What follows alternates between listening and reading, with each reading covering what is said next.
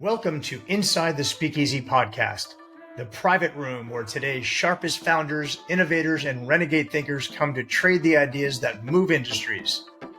This show is brought to you by High Level, the AI-driven business operating system trusted by over 2 million businesses to help automate, scale, and create real leverage. High Level isn't just a tool, it's the engine behind some of the most agile and high-performing teams on the planet. If you're ready to streamline everything, amplify your reach, and actually build a business that works for you, you're in the right place. Visit www.gohighlevel.com/speakeasy-mastermind-promo to get an exclusive 30-day trial for being a listener of the Inside the Speakeasy podcast. Enjoy the show.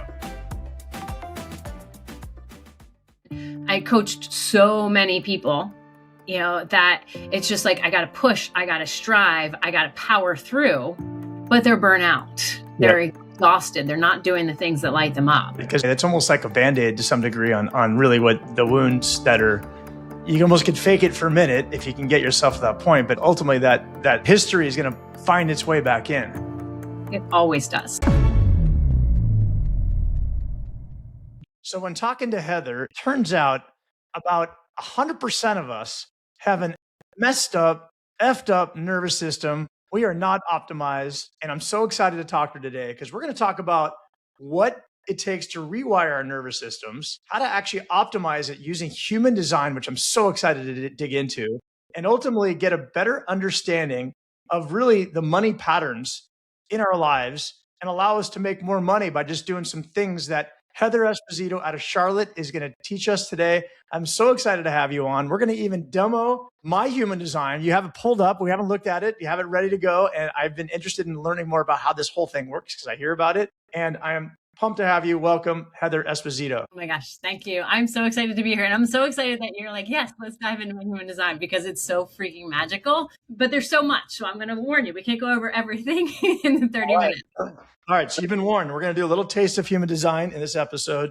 I mean, I love it when we say that 100% of us are effed up in something, and you've seen that and you've learned that. And your background, for if you're going to listen, we have some really cool stuff coming up here because Heather's also a TV superstar. Well, I'll just say reality star, as she was featured on Cupcake Wars and done some really cool stuff there. And she was also a coach and learned a lot under the Tony Robbins team, and then built out your own consulting practice, teaching the things you're teaching, have involved and really found your lane in all things we're going to talk about today. So give me a little bit of the background. I mean, how did you get to the point you're at today? And we'll just spend a couple minutes getting there so we can all kind of follow the path. Yeah.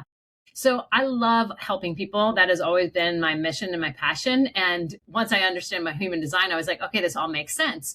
But I'd gotten a master's in counseling, and my first job out of there was working as a therapist at a group home. So dealing with teenagers with, abandonment issues, sexual trauma, sexual abuse.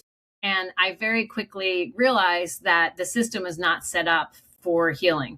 And that was really hard for somebody who's like all about wanting to heal stuff, help people heal. And I was having my own dark night of the soul. And I was talking to my dad, and he was like, well, just quit. You can go back to waitressing and substitute teaching till you figure out what you want to do. And I was like, I have a master's. That's humiliating. I can't do that.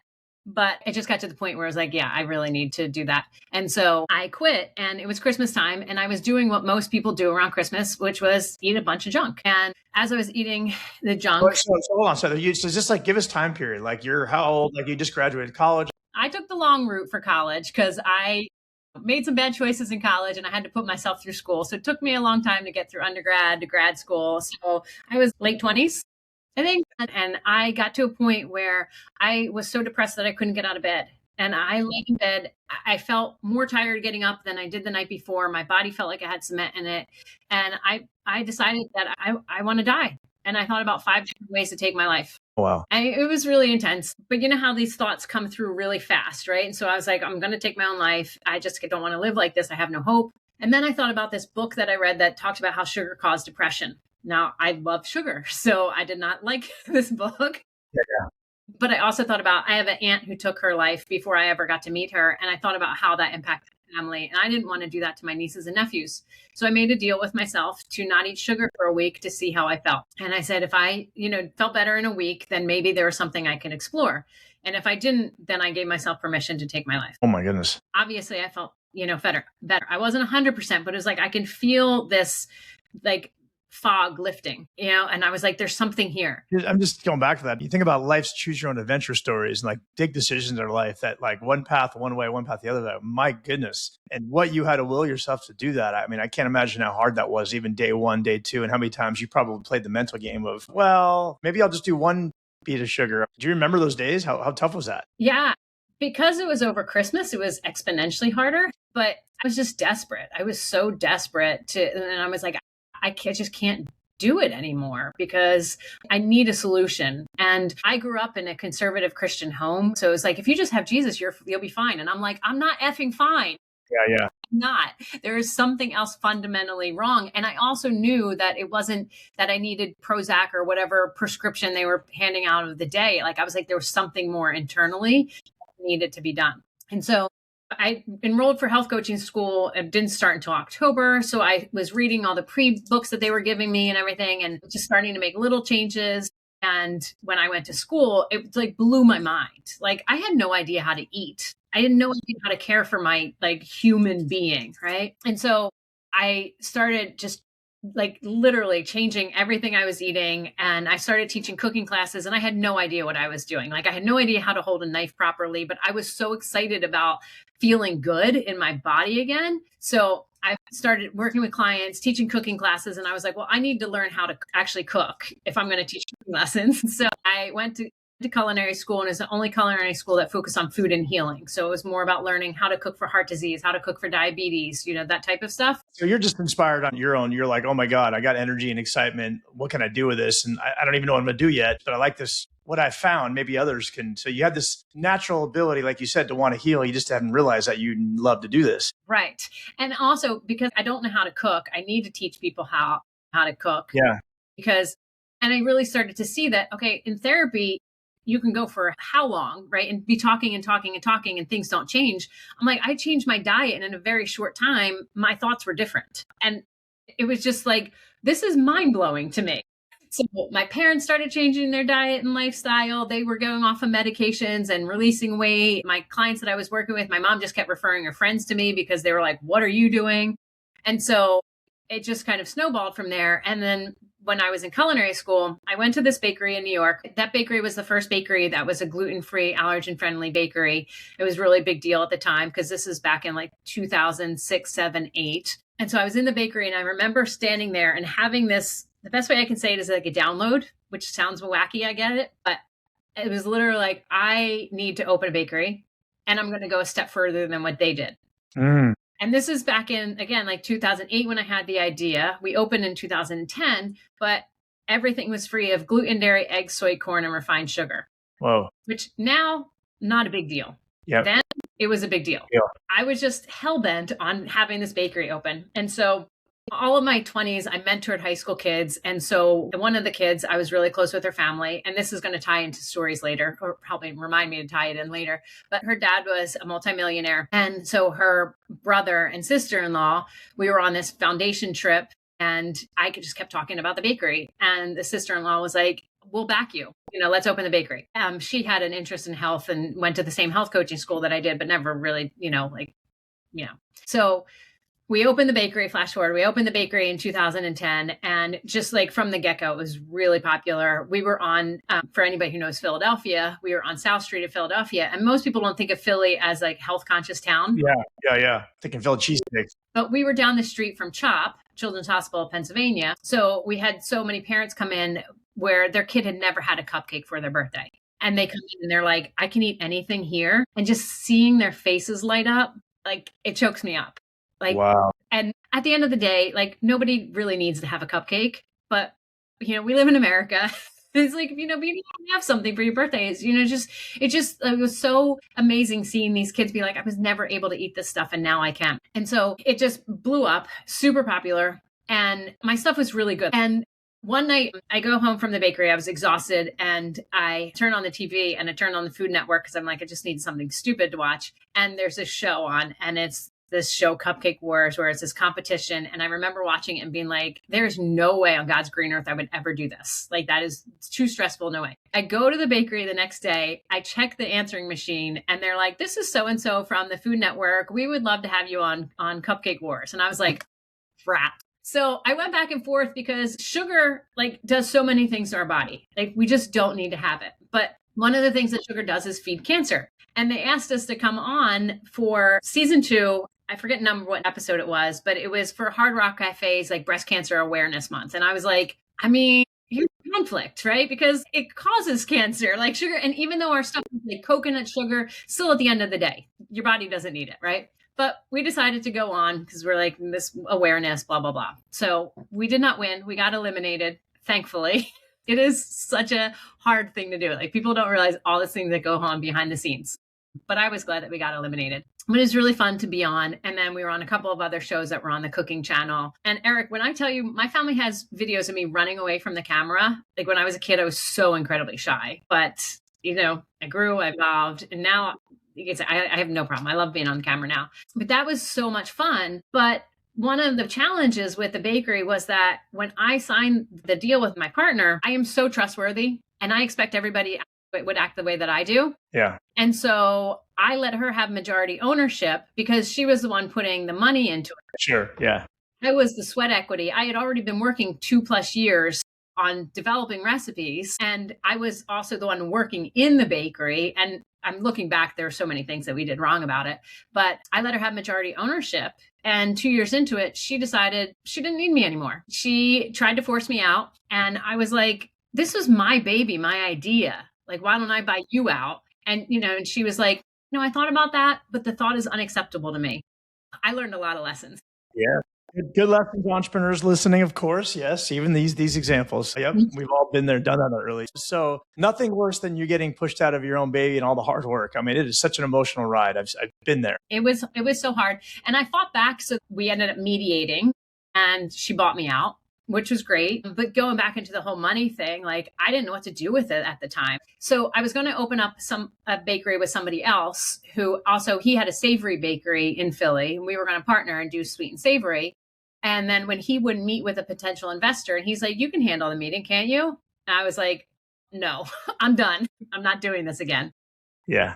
So that never happened. Didn't open up another one, which ironically, so the bakery was named Sweet Freedom. And on so many levels, like, there's so many lessons. And I'm like, created the freedom for other people to have these baked goods, right? Was part of changing the industry. Like, last night I was at this brewery that they have certain days where they shut the kitchen down, clean it all out, and they just have gluten-free stuff that day. And I'm like, I got to be a part of changing this trend. Like, amazing. It's crazy to think about.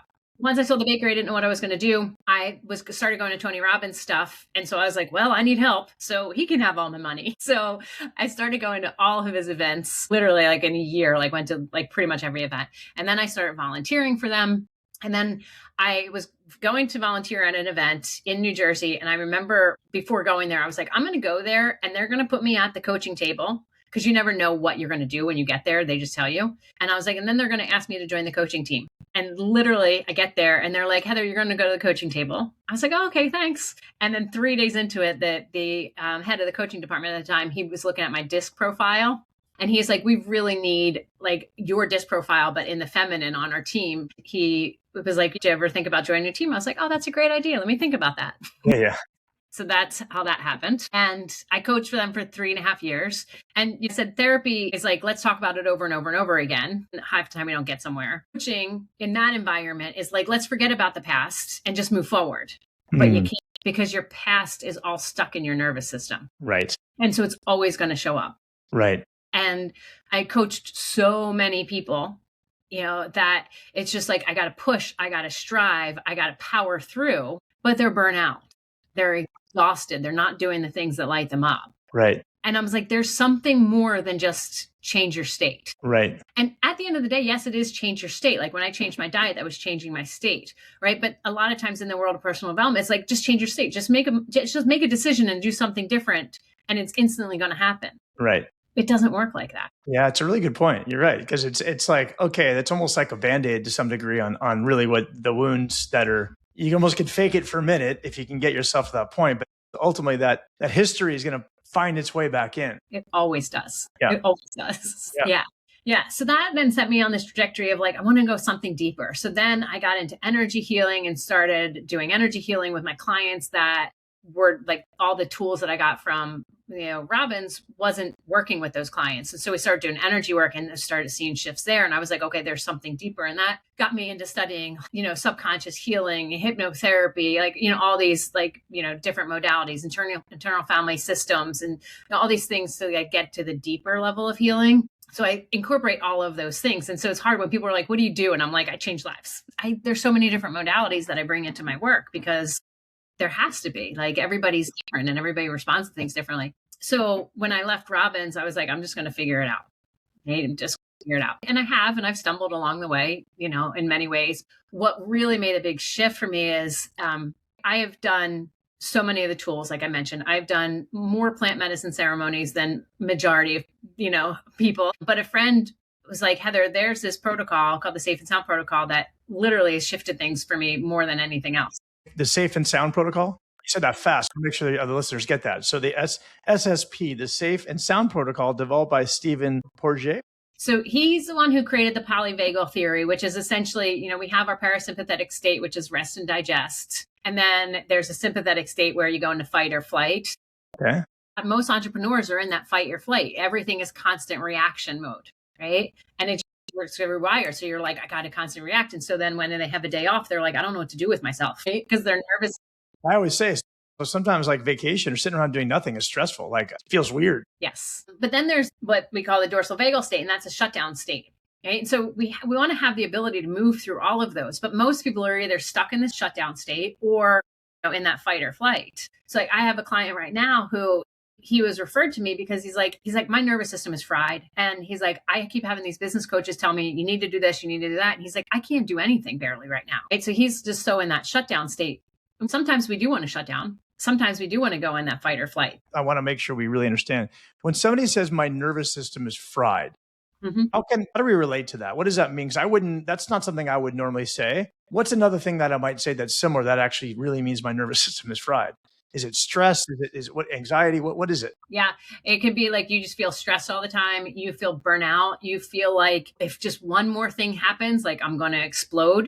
Got it. You're just on the verge of just losing it. Yeah. I grew up with a dad who was an alcoholic, and every time like you drop a pen, and he's just like, oh my gosh. I'm like, Dad, it's a pen drop, right? But it's a big deal. Like everything just feels like it's like a big deal. Or you're so shut down that you're just like, I just can't even do anything. Okay.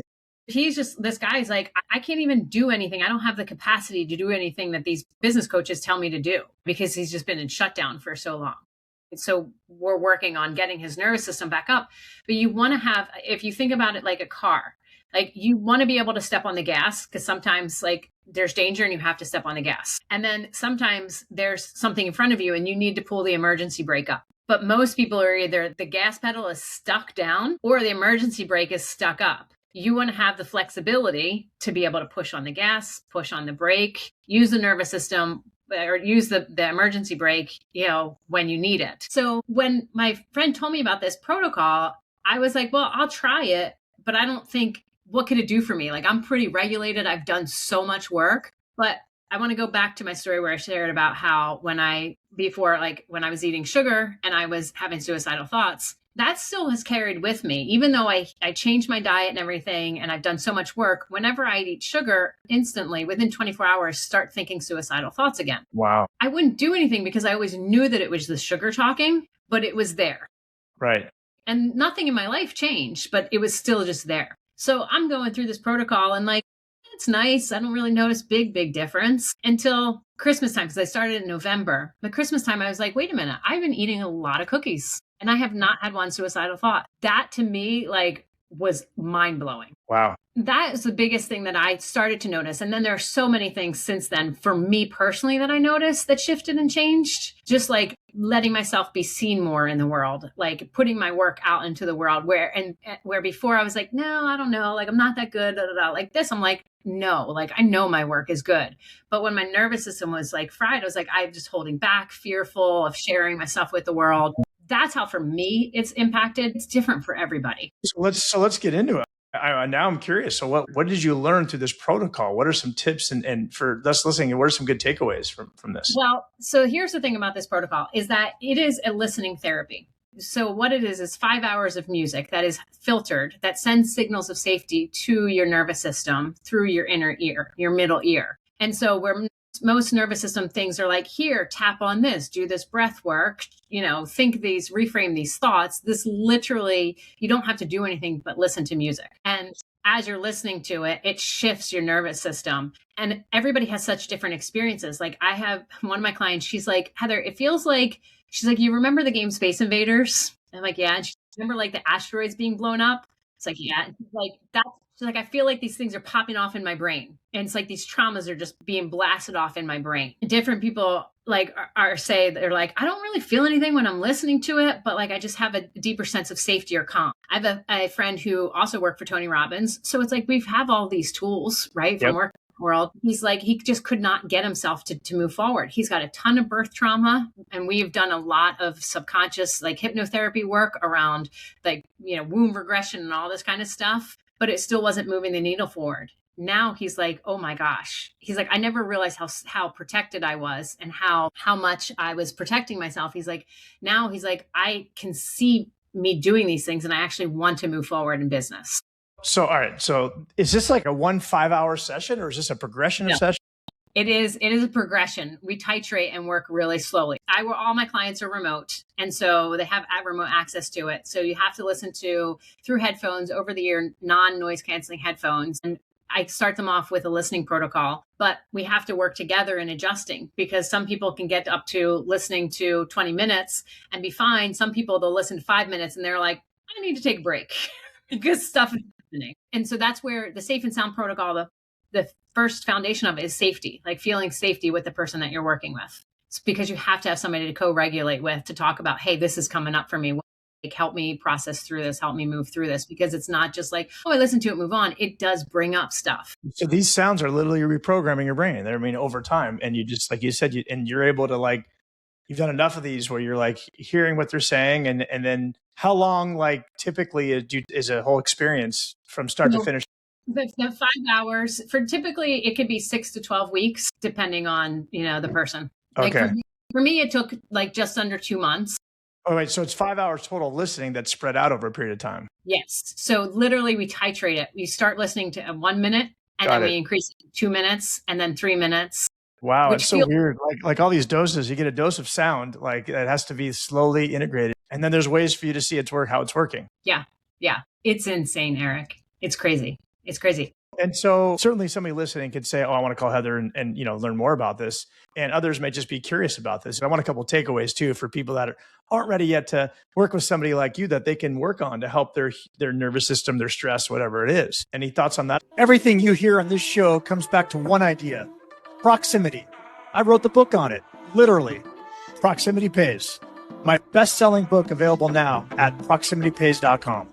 Well, I would say, we have all these tools to regulate us when we're dysregulated. Yeah. And if you're like, I'm not ready to actually go and do the work, use any nervous system tools that you have already on a daily basis, and those can help shift. Like, and I'll give you one right now that's one of my favorites, and I'm going to invite you to do it, but I'm going to explain it first. I'm going to take out my glasses. And what it is you're going to have your face looking straight forward, and you have like a 90 degree, from your chin and your neck, as much as 90 degree possible as most of us can, right? Your eyes are going to look up either way, whichever right or left, whatever way they go. And then you're going to smell. So I like to act as if you have like something, really beautiful smell underneath your nose. So you're going to smell, and then you're going to swallow, and then you're going to exhale as if you're exhaling like through a straw.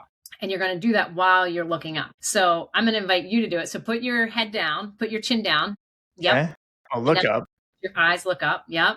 And you're going to smell and then swallow and then exhale as if you're exhaling through a straw. And Eric, while you do that for like 2 or 3 more rounds, I'm just going to talk and explain why we're doing this. So when we look up, it helps to shift our perspective, because oftentimes when we look at something, we're looking at a problem we're trying to solve, we get so focused that we actually can't even see what is there. And so moving our eyes shifts our focus. And then the smell and the swallow and exhale, all those muscles are connected back to this big clump of vagus nerve that meet there, sending signals of safety to your nervous system. So how was that doing that for you? I mean, get it. I think one thing is it got me away from thinking of all the million things in my head. So the hamster running the wheel in my head slowed down for a minute. And I feel I feel good. It's a good little exercise. Everybody should try that. Yeah.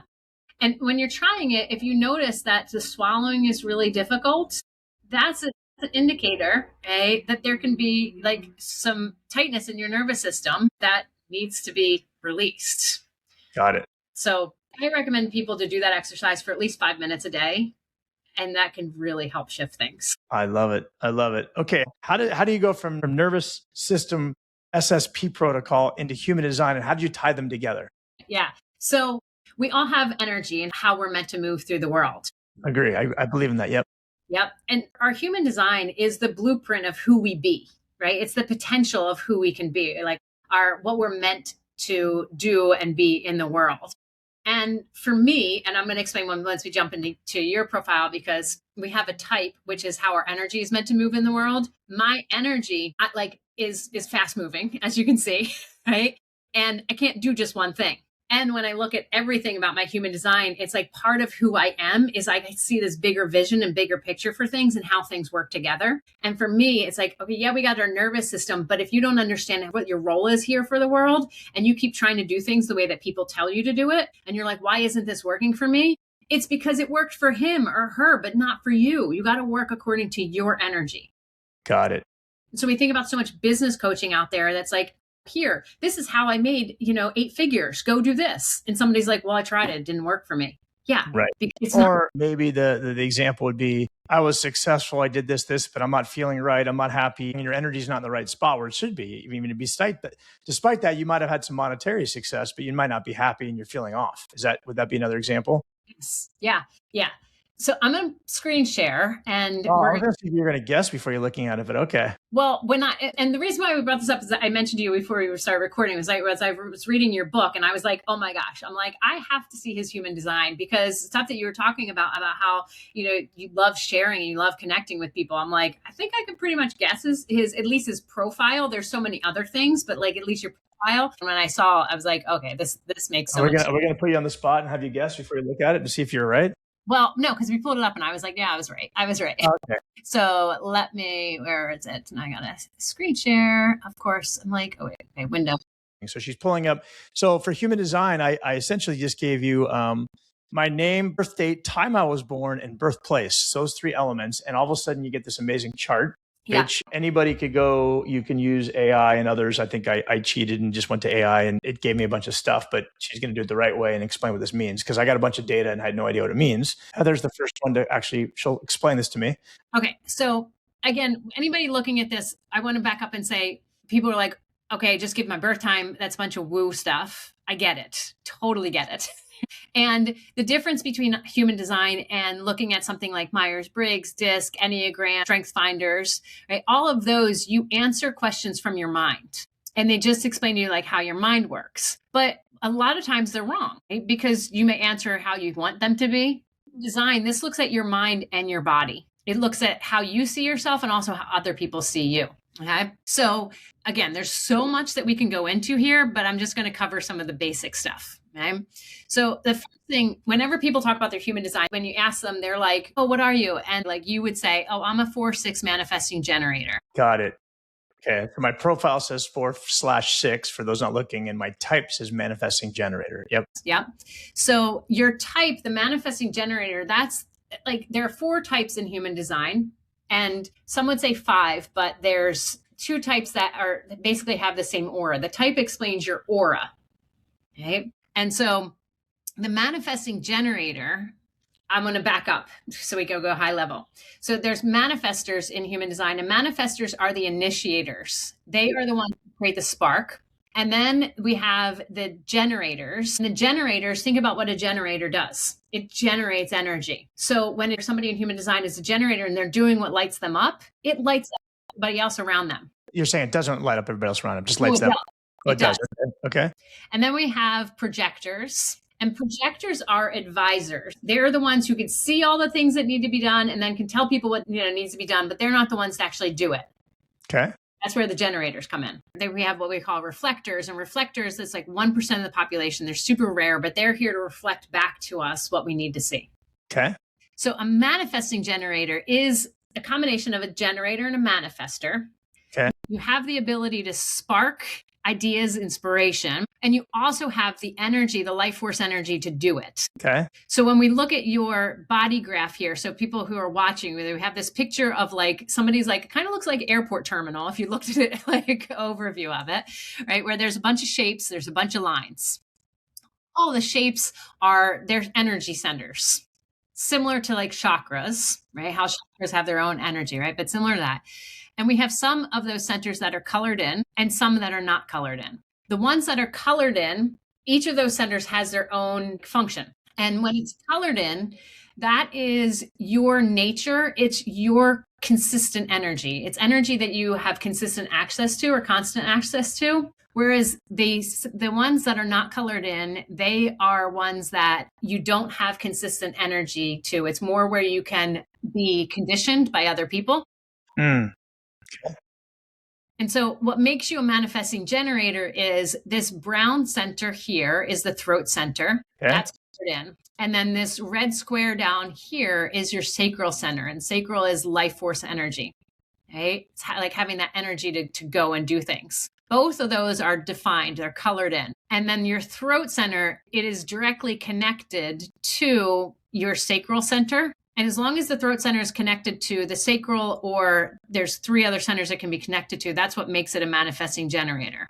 So manifesting generators, like I said, they have that life force energy of the generator. And somebody who's a generator, they're the builders. Right. Manifesting generator is an express builder. Generators like to do things more step by step. Manifesting generators are like, there could be 15 steps and you're going to be like, oh, I'm going to start at step 4 and then I'm going to go to 9. Hey, maybe I should go back to 1 and see what I should do at step 1. Right. Right. Kind of all over the place. Yep. Your energy pivots a lot and you can't do just one thing. That's true. Right? If somebody was like, you need to pick a niche, you need to pick this one thing, you would wither and die. Correct. So that's your type. Oh, and I talked about the aura. So the aura of a manifesting generator and also generators, because they share the same aura, is this warm, enveloping aura. You know, people feel like this, like drawn into you. They feel comfortable in your energy, where a manifestor's aura is closed off. Because if they're supposed to be the spark in the world, that has to come internally from them. So they have to block off all this energy coming at them. Make sense? So that's when people are like, well, there's 5 types. At the end of the day, it doesn't really matter. But generators and manifesting generators can be similar, but there's those nuances that I mentioned. But the similarity, they have that same aura. So then the profile. So the profile is, in human design, there's 6 profile numbers. And so you see, for people who are listening, on the right and the left of this body graph, there are 13 numbers on the right side and 13 numbers on the left side. Right. And all of the numbers have a decimal point after and a number after that. And that number is either going to be a 1, 2, 3, 4, 5, or 6. Oh, I see that. Yeah. Okay. And those profile numbers, think of them like flavors. They give a different flavor to the first number there. And that first number there is, in human design, they call them gates. I like to call them gifts, but there's 64 of those numbers. Those numbers all come from the I Ching, which is an ancient Chinese text. It dates back to about 3,000 plus years ago. And all of those 64 numbers have their own like archetypes. It's energy, it's a frequency that we have access to. And when you look at your human design, you'll see that there's certain numbers that are highlighted, and those are the ones that are like more accessible for you. Okay. All of the ones that are in the centers that are colored, they're ones that are more familiar to you. And then the centers that are not colored in, those are lessons for you to learn in life. So these 2 centers up here, up top. So I'm looking at Eric's body graph, and we have 2 centers in our head, and the rest of the centers are in our body. So going back to the nervous system stuff, 80% of our nerves run from our body to our brain, 20% run from our brain to our body. So this is why mindset stuff doesn't work, because you can change your thought, but all that stuff's going to be hiding out in your body. All the way full circle. Okay. Yeah. So in Eric's case, he's got these 2 centers up top, and that's the crown center which is all about inspiration. And then the one below that, the technical term of that is ajna, but that's conceptualization. And so for you, those being opened, it's like you filter other people's ideas, like, and you like ideas can come through and it's like, everything's like, oh my gosh, this idea and this idea and this idea. And sometimes you may feel pressure to have all the answers because those centers are open. Yep. That's true. Right? Creepy, right? Yeah. Wow. It's so creepy. What does 4-6 mean? So 4 is the left design, 6 is the personality. So 4 is how you see yourself, and the 6 is how other people see you. So I'm not going to go run into explaining like all of them too much, but when I will say like the line 1, just to get a short understanding of the flavors of 1. The line 1 is the investigator. The line 2 is what we call the natural. The line 3 is the discoverer. I'm going to pause myself and let me go back, okay, just to get a visual. So imagine a house in front of you and you see somebody in the basement researching. That's the line 1. The line 2 is the person in the living room strumming their guitar, just wanting to be left alone, exploring their passions. Don't call them out because they're not ready to show the stuff of the world and they don't realize how good they are. The line 3 is running up the stairs, going off on their next adventure. They have a backpack full of stories. They have bruises to show that they have like fallen in life and gotten back down up and, discovered things again. The line 4 is in the kitchen pouring coffee for everybody, connecting people, like getting people, together and be like, oh, you guys would be, great connections with each other. Right? They're the networker. The line 5 is up in the attic window and they're the ones that everybody's looking at and they're like, oh, that person's going to save the day. They're the solutioner. They're the savior. They're the one who could lead us out of this mess. And then the line 6, they're the ones sitting on top of the roof with binoculars in hand, seeing the big vision. And they're seeing the big picture of things and they can see things that other people can't because for the first 30 years of their life, they were the person running up the stairs, discovering, learning through trial and error, failing forward. Wow. And then, so the first 30 years they're doing that. Then from like 30 to 50, they're integrating stuff and just putting all those lessons together. And then 50 plus, they're that person on the roof being the wise sage of like, hey, I can help you because I've experienced this. Wow. Interesting. Right? So I'm guessing some of that lands for you. Yeah. That definitely makes sense. Yeah. So you were reading my book and then you thought what? Well, one of the things that you talked about in your book was how you loved connecting people and how you were always in different groups. Like you couldn't be pigeonholed into one group of people. Yep.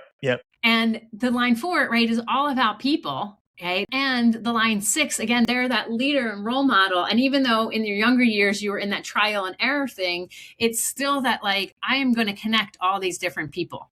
Right. Wow. And I see how these patterns work and I see how these things all fit together. Got it. I love it. So, and then manifesting generators, what you would have guessed I was? Yes. Community builders. Community builders. And also because like you have multiple businesses. And not to say that like somebody who's a generator, they can have multiple businesses and stuff too, but just like, again, and like when we were in San Diego, you and I never spoke, but just seeing your energy and your aura, you could, like, I could just be like, oh, okay. Yeah. He's not a projector. I could tell that, you know, there's things that you can just tell energetically from somebody. Wow. Okay. So that's just cool. So if you haven't done human design, you just got a really, really cool, a lot more than I've ever seen, insight into that. Any last tips for anybody that wanted to do this on their own and or hire somebody like you to help them through this? Yeah, hire somebody. There's a lot of information. And can I share you one more thing about your design that is really cool? Yeah. So when we have these centers that are colored in, you can see, and for somebody who's just listening, try to visualize a bunch of different shapes that are connected to each other. But you see, Eric, here that I'm circling, like this red triangle is connected to this triangle, which is connected to this square, right?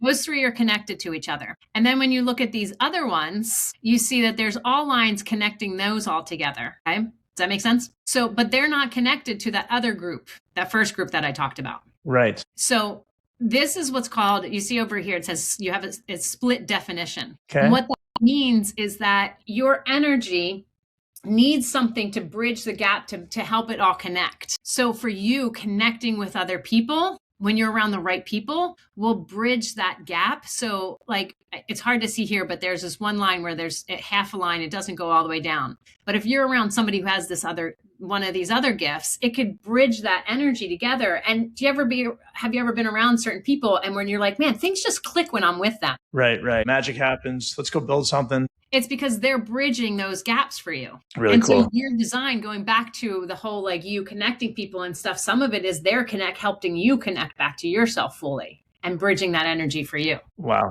And we won't even get into like, I can look at your human design and tell you the best way for you to make decisions. And knowing that in business is so incredibly helpful. Wow. And there's 7 different ways to make decisions. And most people think, oh, you just got to do it this one way. But if you're not doing according to your design, you're going to make crappy decisions. I love it. All right. I'm sold on this. Well, you and I could definitely go a long time on this. So I'm excited. I want to wrap with the last piece that we talked about. And this has been really cool is you said first, helping people rewire their nervous system, using human design to even amplify and optimize what you just learned on the nervous side. And then ultimately the last component is what you're finding in your clients and where you can help people. And you've taught people is just understanding how money has, just money patterns and how people have made poor decisions. Walk through that sort of as a last piece here. Yeah. So how we do money is how we do everything. And our relationship with money shows up everywhere in life.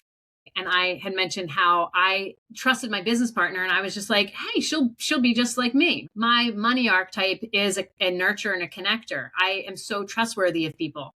And so I effed myself out of a business, right? Because I was living in a disempowered state.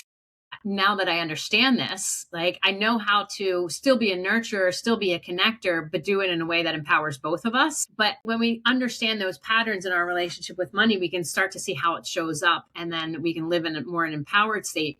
But it ties in and weaves in with our human design. And if our nervous system is dysregulated, we keep going to those old patterns over and over again. And so it's like, I'm going to go back to Cupcake Wars. Yep. So when we were on Cupcake Wars, we were using an oven that we didn't know. We had recipes that we knew, but we didn't have an oven that we knew. And for anybody who's ever baked, you know that every oven is so completely different. And so human design and money archetypes is the recipe. And having an oven that is regulated properly is the nervous system. We weren't able to go past the second round because our cupcakes weren't cooked evenly. Right. And so it just makes a mess. We had the recipes. We knew exactly what we needed to do, but our quote unquote nervous system, right, our oven couldn't do it properly. Right. Right. And so the frameworks are great to have, but if your nervous system, doesn't support it, it won't go anywhere.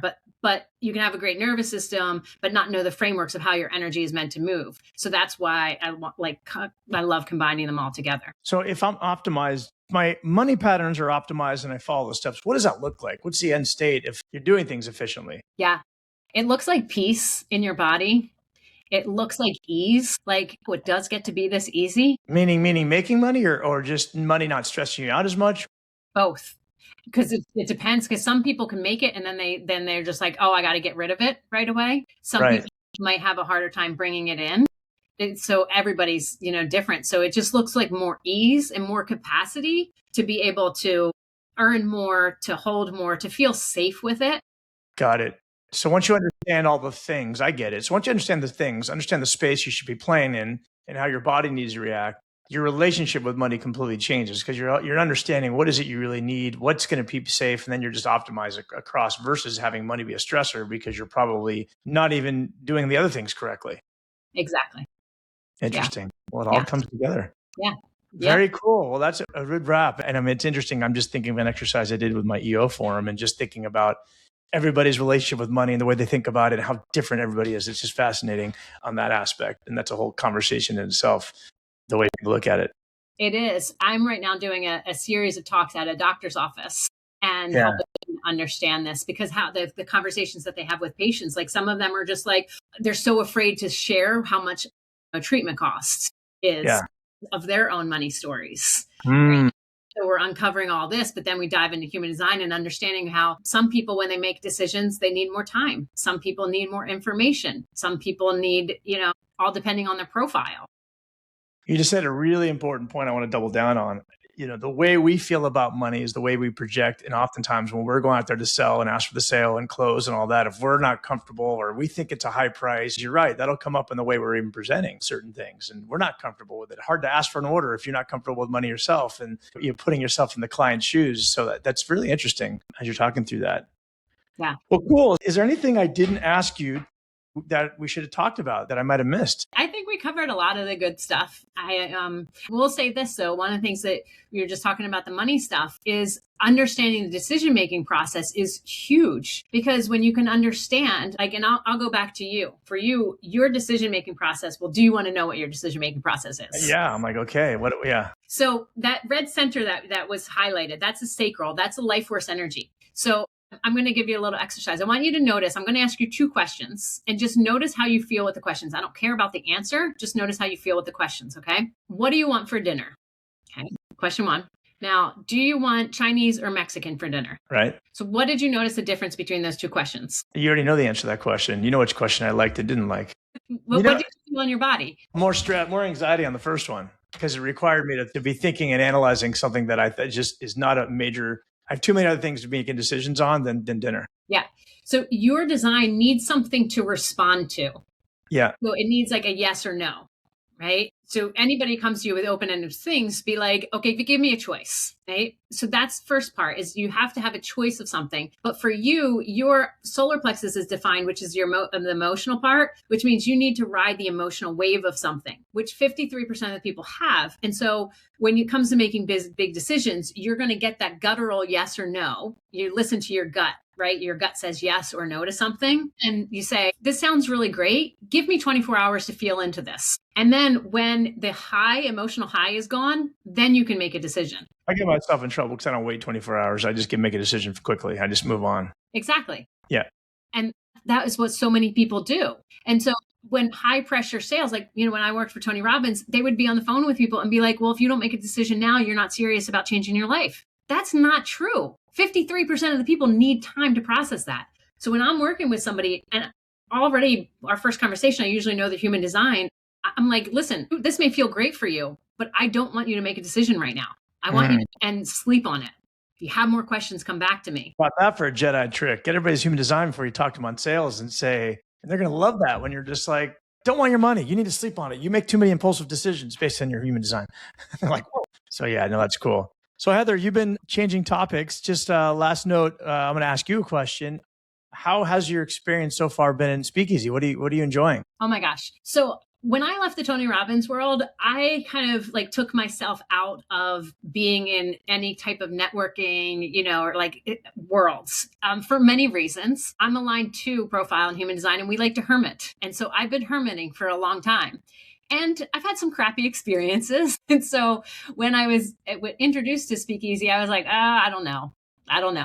Because I need time to think on things. And I was still unsure, because I needed a little bit of time to warm up to some things. But especially going to San Diego and just seeing the authenticity of people, because there can be a lot of really bro crap experiences with this type of environment, and is not there at all. Like, everybody that I've met has been really genuine because of my background. Like, I want to be around people who are thinking about how they're taking care of themselves, emotionally, physically, mentally, spiritually. And while I'm not everybody's going to meet that for me all the time, the majority of people that I met were high level thinkers and can see things holistically, instead of just like, how many sales do I have to get, and have things be transactional. Like, nobody walked up to me and was like, here's my card. And I'm like, whoa, I don't even know your name. Right? Yeah. So I've really I've been enjoying it and love the space that you guys have created, and love that you have, looking at your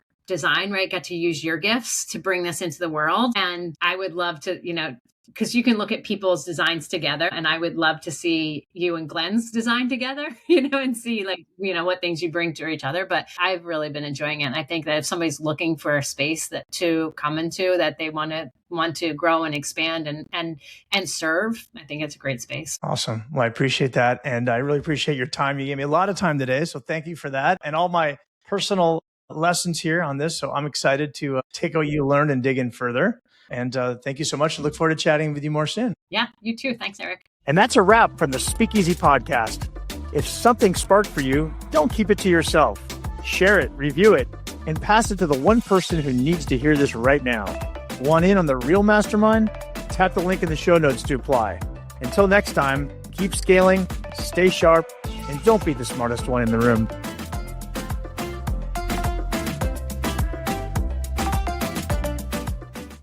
Hello, I've been noticing you've been following along to Inside The Speakeasy podcast. And if the conversations I'm having out there resonates with you, then I'd like to invite you to apply to learn more about becoming a member of Speakeasy.